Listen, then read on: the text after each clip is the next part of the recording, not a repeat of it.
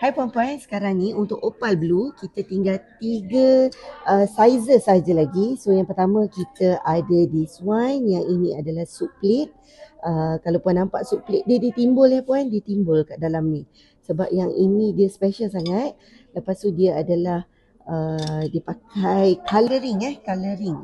So kat bahagian belakang dia macam ni, kalau puan nampak dia ada logo kat belakang tu, Floor Blooms Collection. So dia ada size this one, and then kita ada juga size this one. Ini adalah size T plate.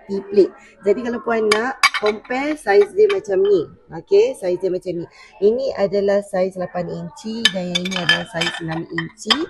Dan this one adalah mark dia, okay, mark dia. So dia ada tinggal 3 piece yang macam ni. Jadi puan-puan semua, color ni akan discontinued. Macam Nita bagi tahu sebelum ni, bila warna ni discontinued, dia akan jadi sangat vintage.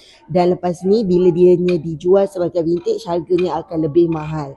Jadi puan-puan semua kena collect sekarang, collect dekat dalam beg kuning. Thank you so much shopping dengan Azad Blooms.